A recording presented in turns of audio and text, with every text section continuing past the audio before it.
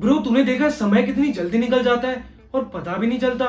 हाँ तो बस इसी बात पर फोकस करता रहेगा तो पूरी लाइफ निकल जाएगी। ऐसे मुद्दे की बात कर कि क्या बोलना चाह रहा है तू। देख अभी कुछ टाइम पहले हम 5 राज्यों के राजनीतिक इतिहास के बारे में बात कर रहे थे और अब रिजल्ट्स आ गए इतनी जल्दी। उनके इतिहास में एक और पन्ना जुड़ गया। हाँ वो तो है। तो अब चुनाव नतीजों की बात करते हैं, वो बता दो मुझे। बिल्कुल, देख पहले ओवरव्यू देता हूं, फिर हम राज्य के बारे में जानते हैं। देख मध्य प्रदेश, राजस्थान, छत्तीसगढ़ में भाजपा को स्पष्ट बहुमत मिल गया है। मध्य प्रदेश में भाजपा प्रचंड बहुमत पाकर 163 सीटें जीतने में सफल रहे और वहीं राजस्थान में भाजपा को 115 सीटों पर जीत मिली। छत्तीसगढ़ में भाजपा 54 सीटें जीतकर सत्ता कब्जाने में सफल रही है और मिजोरम में नई पार्टी ने सत्तारूढ़ पार्टी को हराकर 27 सीटों के साथ जीत हासिल की। और उधर तेलंगाना एकमात्र ऐसा राज्य है जहां कांग्रेस को जीत मिली है।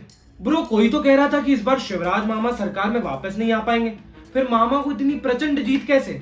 लोगों की तो छोड़, इस चुनाव में भाजपा हाईकमान ने भी मध्य प्रदेश में शिवराज को बतौर सीएम उम्मीदवार नहीं उतारा था और चुनाव प्रचार के दौरान इस बात के कयास लगाए जा रहे थे कि अगर एमपी में भाजपा जीतती भी है तो शिवराज सीएम नहीं बनेंगे।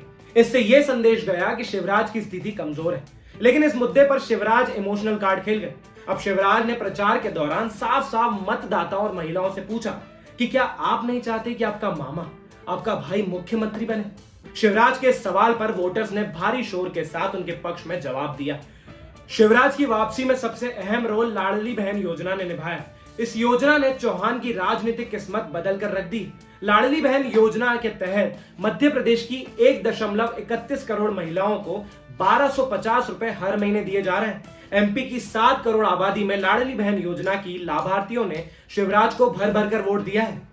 उधर दतिया से चुनाव हारने के बाद भाजपा के वरिष्ठ नेता और गृह मंत्री नरोत्तम मिश्रा ने जनता को धन्यवाद दिया। उन्होंने कहा कि हमें जनादेश को स्वीकार करना चाहिए, जनता का फैसला हमेशा सही होता है, शायद हम ही जनता की सेवा नहीं कर पाए। ओके, और ब्रो ऐसे ही राजस्थान में भी कयास थे कि गहलोत सरकार वापस आएगी, पर भाजपा ने तो वहां भी बाजी मार ली। अब राजस्थान में पार्टियों की क्या रणनीति रही? राजस्थान विधानसभा चुनाव में तो नेताओं ने धार्मिक आधार पर ध्रुवीकरण का कार्ड जमकर चलाया। हिंदू, मुस्लिम, बाबर, औरंगजेब और पाकिस्तान की भी खूब चर्चा हुई। इस सबके बीच कांग्रेस से 15 मुस्लिम चेहरों ने चुनाव लड़ा और वहीं भाजपा से एक भी मुस्लिम प्रत्याशी चुनाव मैदान में नहीं था। तेजारा और पोखरण सीट ऐसी थी जहां भाजपा से कट्टर हिंदुत्व छवि बाबा बालकनाथ और महंत प्रतापपुरी महाराज ने चुनाव लड़ा और जीता भी। राजस्थान विधानसभा चुनाव 2023 में मुख्यमंत्री अशोक गहलोत को छोड़कर उनके 25 मंत्री चुनावी मैदान में उतरे थे। इनमें से 17 मंत्रियों को हार का सामना करना पड़ा। मंत्री प्रताप सिंह खाचरी आवास और बुलाकी दास कल्ला, बीडी कल्ला समेत कई बड़े चेहरों को जनता ने सिरे से खारिज कर दिया। लेकिन ब्रजेंद्र सिंह ओला और टीकाराम जूली समेत 8 मंत्री अपनी सीट बचाने में कामयाब रहे। छत्तीसगढ़ में क्या चुनावी समीकरण बैठा? छत्तीसगढ़ में जब रुग्यान परिणाम में बदलने लगे तब चुनाव आयोग से जारी आंकड़ों के मुताबिक 53 सीटों पर भाजपा ने जीत दर्ज कर ली थी और वहीं 35 सीटों पर कांग्रेस ने जीत हासिल कर ली थी। बीजेपी पार्टी से छत्तीसगढ़ के पूर्व सीएम रमन सिंह जीत गए, जबकि अंबिकापुर से उप मुख्यमंत्री टीएस सिंहदेव हार गए। मिजोरम में भी सत्ता परिवर्तन हुआ ना? हाँ, मिजोरम के भी चुनावी नतीजे आ गए हैं। मिजोरम विधानसभा चुनाव के परिणाम एक दिन बाद जारी हुए। लाल धुओमा के नेतृत्व वाली जोरम पीपल्स मूवमेंट ने शानदार प्रदर्शन करते हुए 40 में से 27 सीटों पर जीत दर्ज की और वहीं मिजो नेशनल फ्रंट बड़ी हार के साथ राज्य की सत्ता से बेदखल हो गई और वो 10 सीटों पर सिमट गई।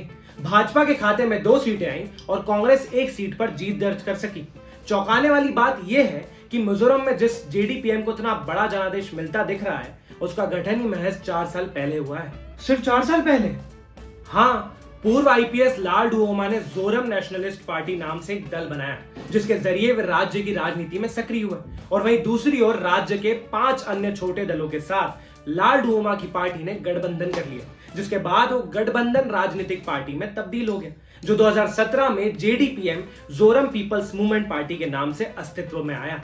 कांग्रेस को सिर्फ तेलंगाना में जीत मिली। तेलंगाना में 119 विधानसभा सीटों पर वोटों की गिनती पूरी होने के बाद जो समीकरण बने उसमें कांग्रेस बहुमत के साथ पहली बार सरकार बनाने जा रही है। कांग्रेस को 64 सीटें मिली और वहीं मुख्यमंत्री केसीआर की बीआरएस पार्टी को तगड़ा नुकसान हुआ। केसीआर 39 सीटों पर सिमट गई, बीजेपी को 8 और ओवैसी की पार्टी को 7 सीटें मिली। तेलंगाना में भारी जीत के बाद वारंगल पूर्व विधानसभा क्षेत्र से कांग्रेस उम्मीदवार कोंडा सुरेखा ने रेवंत रेड्डी को मुख्यमंत्री बनाने की वकालत की है। उन्होंने कहा है कि कांग्रेस पार्टी राज्य में सरकार बनाने जा रही है। टीपीसीसी अध्यक्ष एवं रेवंत रेड्डी आला कमान के आशीर्वाद से मुख्यमंत्री पद संभालने जा रहे हैं। तेलंगाना अब जनता के शासन का गवाह बनने जा रहा है। मिजोरम को छोड़कर बाकी चारों राज्यों में मुख्यमंत्री कौन बनेगा, खबर लिखे जाने तक इसका कोई जवाब नहीं दिया गया। फिलहाल इस खबर के लिए इतना ही। अगली बड़ी खबर जानने के लिए बने रहिए इंडिया लीडर चैनल के साथ। तब तक इस वीडियो को लाइक करें, शेयर करें और साथ ही साथ इंडिया लीडर चैनल को सब्सक्राइब करें। और चुनावी नतीजों पर आपकी क्या राय है वो हमें कमेंट सेक्शन में जरूर बताएं। नमस्ते।